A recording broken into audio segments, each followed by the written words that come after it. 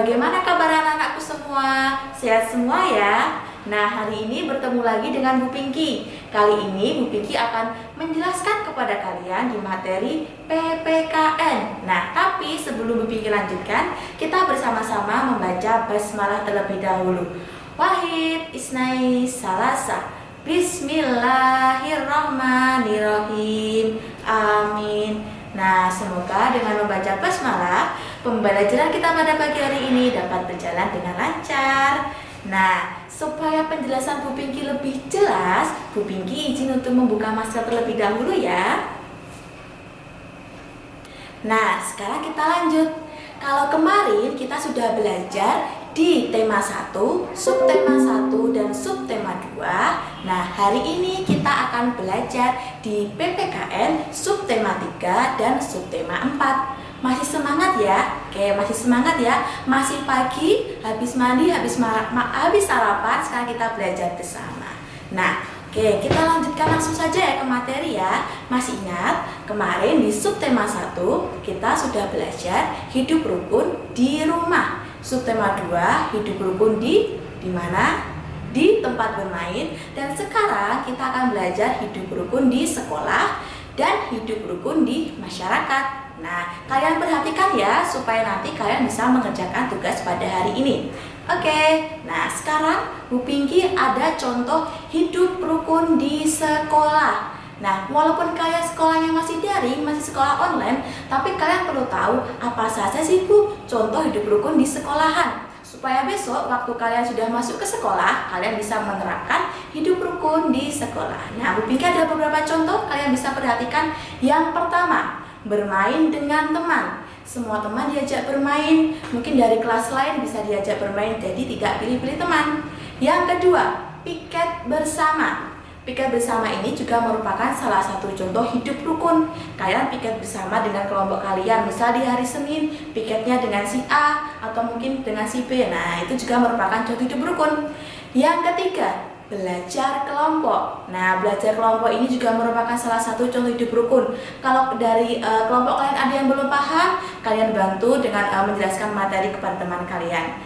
Yang keempat, berbagi dengan teman. Berbagi dengan teman bisa dengan berbagi makanan, berbagi ilmu, dan berbagi lainnya. Dan yang terakhir, tidak saling mengejek. Nah, ini yang sering terjadi di sekolahan. Misal ada teman yang mengejek, nah nanti misal ada yang nangis. Tidak boleh ya, jadi jangan saling mengejek atau membuli. Nah, kira-kira apa ada manfaat hidup rukun di sekolahan? Tentu ada, coba kita perhatikan ya. Manfaat hidup rukun di sekolah. Yang pertama, suasana menjadi nyaman dan damai. Kalau di kelas rukun, di sekolah rukun, suasana menjadi enak, nyaman, tidak ada perselisihan atau permusuhan. Yang kedua, tidak ada perkelahian dan permusuhan seperti yang Bu Pinky ungkapkan tadi. Kalau kita memiliki banyak teman, kita saling menyayangi satu sama lain, tidak akan terjadi perkelahian atau permusuhan. Yang ketiga, menjadi kompak. Nah, contohnya saat kita belajar kelompok, saat kita melakukan piket kelas, nah kita dengan teman kita satu kelompok akan menjadi lebih kompak. Dan yang terakhir, saling menghargai perbedaan. Tentu saja di kelas kalian mungkin ada yang berbeda agama, ada yang berbeda suku, ada yang berbeda jenis kelamin, tapi karena hidupnya rukun, kalian saling hidup rukun, maka saling menghargai, maka bisa menciptakan saling menghargai terhadap perbedaan. Nah, sekarang kita belajar tentang akibat tidak hidup rukun di sekolahan. Nah, apa saja kira-kira akibatnya jika kita tidak menerapkan hidup rukun di sekolahan? Yang pertama, menjadi tidak nyaman. Hidupnya tidak rukun, suasananya tidak nyaman, tidak aman, tidak damai. Yang kedua, suasana menjadi tidak kondusif.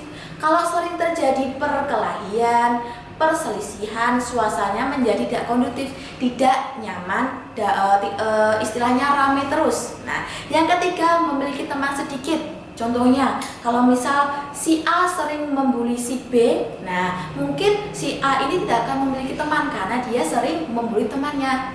Yang keempat, sering terjadi perkelahian.